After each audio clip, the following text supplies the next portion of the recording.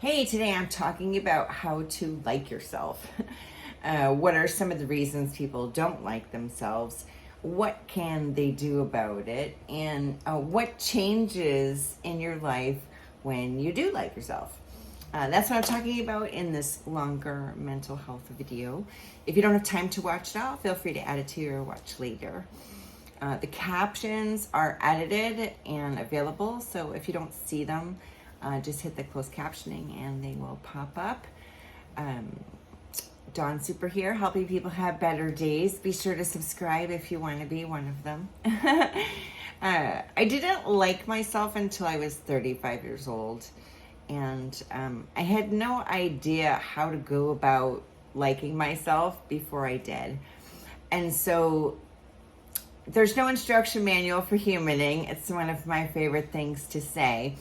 And we're all kind of just figuring things out on our own. And I figured out some things, so I make these videos to help people navigate being a human being. So I'm going to get into some of the reasons why people don't like themselves and what you can do about it. Everything that I talk about is just based on my own experience and based on working with my coaching clients. I'm not a mental health professional. I don't even play one on TV.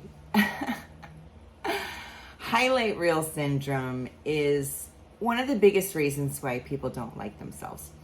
You'll see, oh, social media is poison, and oh, social media is so bad, and social media this and social media that. And what people fail to realize is that social media or not, you're constantly being bombarded with the same things that you're seeing on social media. If they're not coming at you from social media, they're coming at you from your television, from movies, from everything. Everything that you see is a perspective on life. And most of the things that you observe on social media, on television, in the movies are not really real, right? Like filters and makeup and lighting, and I mean, you have no idea what's going on outside of what you're looking at. And if you don't have good self-esteem, if you don't like yourself, when you're looking at other people's things, you can start to feel inferior. You can feel like you're behind in life, and you can even get jealous of what someone else has. And you really have no idea what's going on outside of exactly what you're seeing. So it helps me if I'm looking at something and I'm getting a little bit jelly about it. I remind that to myself, don't get highlight reel syndrome, because where this person has something really good that I'm feeling a little jelly about, I might have something really good that they would feel jelly about. So you can't compare yourself with anyone, because no one's going to be amazing at everything. Everyone has their own special little light to shine. I have a video, what happens if I don't accept the judgment of others. I'm going to try and put the card up here, but I'm not very tech savvy. So if it doesn't show up there, you can click on my channel and there's the playlist, what happens if I don't playlist, and it's in there, or you can just scroll and look, what happens if I don't accept the judgment of others. So by accepting that people are always putting their best foot forward when they're posting on social media, filters, skewed perspectives, not telling the whole story, to flat out lying, you can accept that being a human being is hard for everybody. No one knows exactly what they're doing. Everyone is just winging it. And some people make it look like they have it all together, but you have no idea who's puking off stage. Right? Like you find out your favorite performer gets like so nervous they want to vomit before they perform, and they come out and they're so amazing, and you're like, oh my God, I could never. But they put their socks on, their feet at the same time too, the same way. When you feel icky looking at other people's stuff, it's because you're judging yourself. So that's why I recommended the video, because when you stop judging other people, you also stop judging yourself. And you start to see that we all have our own things that make us up. When you're yourself all the time and you're comfortable with being who you are and you like who you are, it's impossible for someone else to tell you who you are. It just doesn't reconcile and you don't accept it. And it seems like that's so impossible. One of my favorite quotes is, "No one can make you feel inferior without your consent."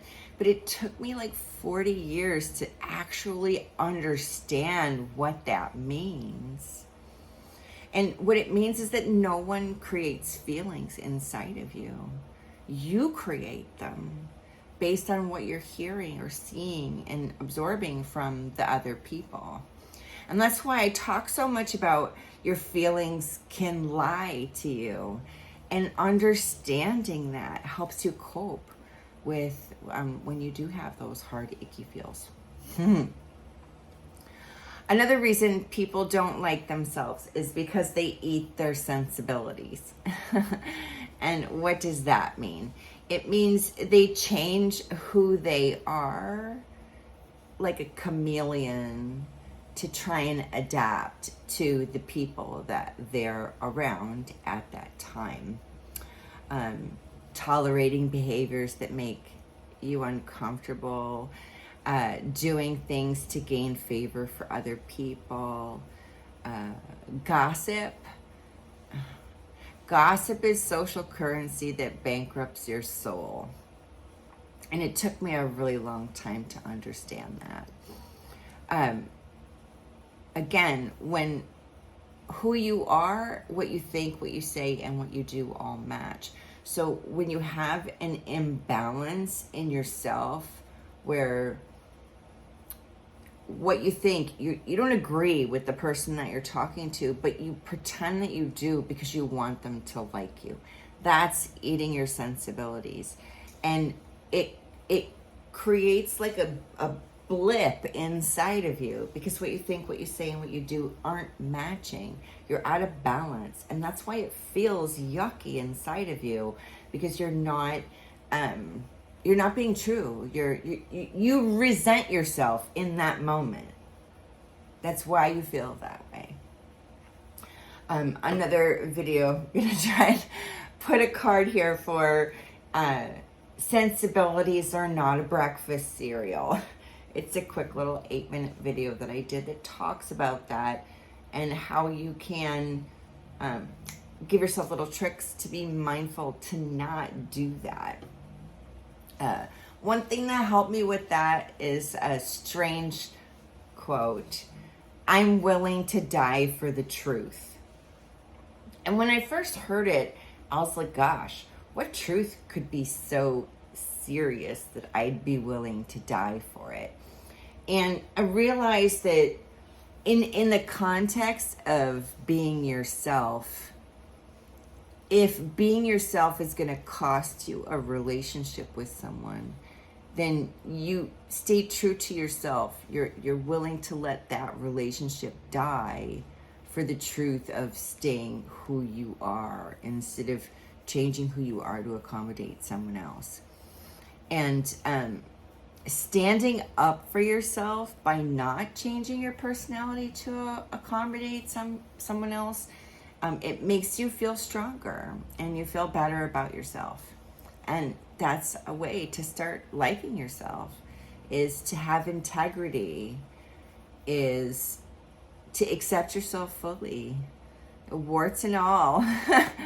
No matter what you look like or sound like or your financial status, whatever it is, you are a unique creation and you have something to offer to yourself. Everyone else is secondary. Okay, this is the number one reason why I didn't like myself. You're annoying. I didn't know how to stop being annoying. And I didn't understand why I was annoying, like why I did the behaviors that made me annoying. And I did a lot of introspection, which is challenging when you have a lot of trauma in your past. Instead of asking why questions for introspection, I asked what. What's happening that's making me talk like my mouth is, a river? Why can't I shut up when I'm having a conversation with someone else? And through looking at your behaviors, like what is it that's making you blather like that? A lot of it for me was nerves. I was nervous. Some of it was narcolepsy. Talking helps me stay awake. Keeping engaged in that way helps me stay awake. So I had to train myself to to stop talking. And one of the things that I would say to myself was, be someone you'd want to hang around with.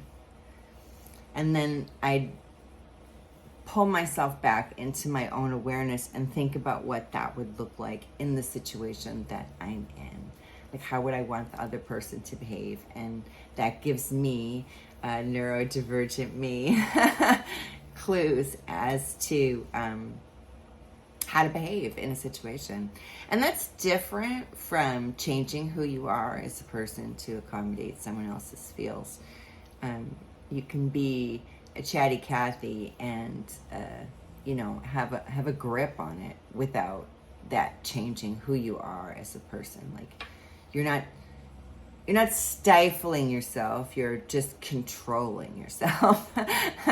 This is just a little distinct perspective difference there. Okay, so some other ways that people can be annoying: gossiping, you're rude, crude, or very loud, obnoxious or otherwise toxic, talk too much, super negative. And one thing about negativity is there's so much talk about toxic positivity, and being negative, do it when it's necessary, right? I mean, you don't want to sugarcoat things in your life, but don't always be shining the flashlight on the negative in your life, because there's always going to be negative in your life, and it doesn't need to be center stage unless it's something that you're actively dealing with at the time. So I had a lot of baloney going on in my life, and I talked about it all the time, and it was a fact, it was happening, it was reality, but talking about it didn't serve me. It definitely didn't help me have better friendships, because my friends didn't want to be around me. So if you're very negative, don't think about toxic positivity. Don't get caught up in what's allowable and what's not allowed. Just try to feel better, a little bit at a time. When you feel overwhelmed and you feel really negative, take a break. Close your eyes. Listen to a happy song, or a song that makes you feel good, whether or not it's happy. Feeling good is for you. It's not to make other people comfortable. This is a one-shot deal life. You never get this moment back again. And you don't want to find yourself on your deathbed having wasted so much of your life beating yourself up, not liking yourself, and feeling bad. It's a waste. You only get one shot. Okay, I'm getting a little off track here. All right, some other personality flaws that make you annoying. If you're constantly, after your interactions with people, thinking, God, why did I say that? Or, oh, why did I do that? This is definitely something you need to pay attention to. Asking yourself those questions means you're not feeling comfortable with yourself. Because if you're comfortable with yourself, you don't care why you said something or why you did something. Because you're just being yourself. And you accept yourself. And that's just the way that it goes. So, boundaries are what help keep you from being annoying. Nosiness is curiosity without boundaries. Gossip is a violation of boundaries. Brene Brown defines boundaries very simply as what's okay and what's not okay. And when something feels icky because it's not okay, I'm sorry, Sjogren's dries my throat out.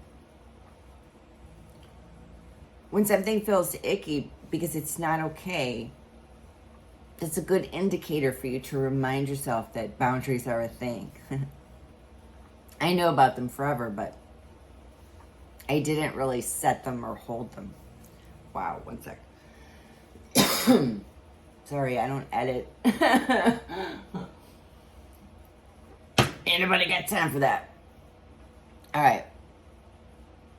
So why do you want to not be annoying? How do you be yourself but not be annoying? And the trick truly is to find people who don't think you're annoying. Like, clean up your personality flaws. If you've got issues, you know, like you gossip or you talk too much or you don't know how to read the room, you tell jokes that are inappropriate, you make people feel uncomfortable. Those are things that you don't necessarily want to accept about yourself, right? I mean, if you feel good about it, then go for it. But if you don't like it, then only you can do something about it. And I wanted to be someone that other people wanted to be around. And I started with myself. I wanted to be around myself. I wanted to be alone and feel good about it. And if you can get there, then you can be around other people and also feel good about it. From the cradle to the grave, you're the only constant. Not one person is going to be with you on this entire journey. They're going to come, they're going to go. They're going to teach you stuff, you're going to teach them stuff. But it's not physically possible for any one person to be with you the whole time. It's not. So the more comfortable that you get with the fact that it's okay to be by yourself sometimes, the more you can let yourself like yourself and you become less annoying. I'm sorry, I'm trying really hard not to cough. Okay, another reason people don't like themselves, because they're miserable. So many reasons to be miserable, right? Like, oh gosh, the list is so long.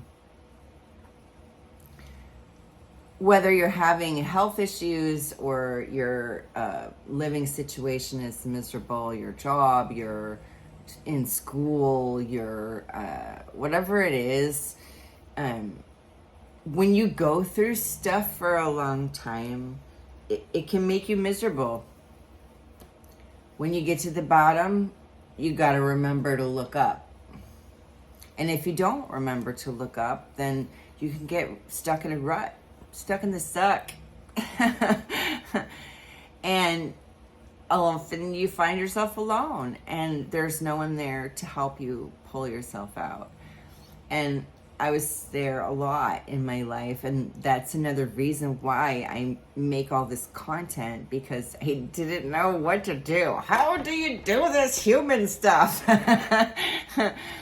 yeah, and I figured a bunch of stuff out, and so here I sit here and ramble and hope that you get something out of it. So if you're getting something out of it, comment and tell me, because it helps me to know that I'm helping other people doing this. Another video, what happens if I don't think about my suffering now or in the past? Again, going back to that before, you don't get a do-over. If you're miserable because you're suffering and you're focusing on your suffering, you're never going to step outside of your suffering. You're not even going to be able to take breaks from it. So check that one out if you're suffering. Especially if you have like a lifelong chronic illness, because there's a lot of suffering in that, whether you're positive or negative. I'm a very positive person, and I do have a lot of symptoms that I deal with. And I don't like to say I'm suffering, because I'm just existing. This is my reality. This is the package that I got to work with. So I'm living, not suffering. It's hard. Yeah, to be sure. But I would never say I'm suffering on the daily, because who wants to live like that? Not me. And it's all perspective. It's how you look at it that matters. Another reason people don't like themselves is because they have sabotaging feels. This is what I've been talking about in my shorts all week, is when your feelings lie to you. If you've had trauma, if you've been picked on or bullied or abandoned or abused or manipulated or taken advantage of, or otherwise had people in your life telling you things about yourself that are their opinion of you, it changes your personality, and you become who you are, but covered in trauma sauce. And you believe it because you've lived it for so long. And until you can step away from it and change your perspective and look at yourself in a different light, you can really get stuck there. And that's why it's really good to watch videos like this, and to read or watch videos from people like Brene Brown. She talks about boundaries a lot, and a lot of the problems in life come down to not understanding or applying or holding boundaries. So if you're only going to learn one thing in 2023, it's boundaries. Definitely. Okay.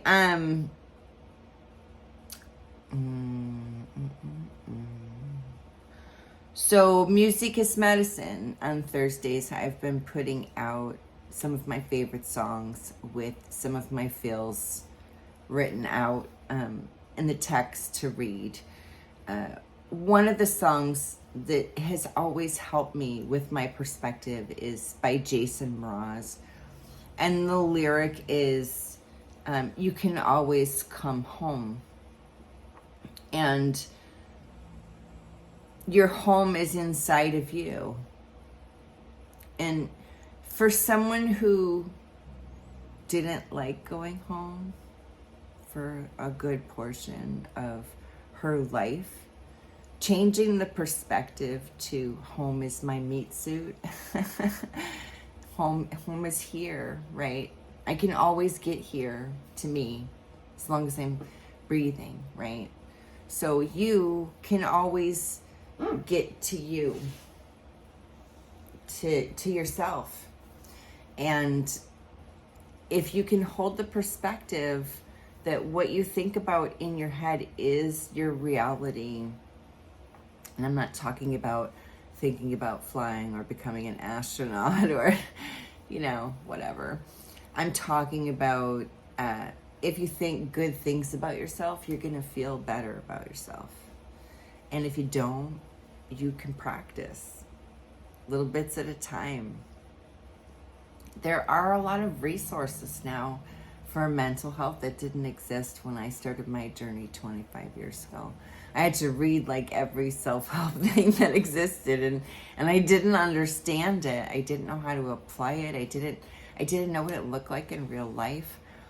So yeah, you only get this one shot.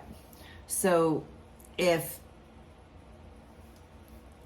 your home is not a comfortable place to be, you can work on it. Little bits at a time. I mean, it took me a really long time to get here and to figure this out. So you can make your home nice, and you don't even need IKEA to do it.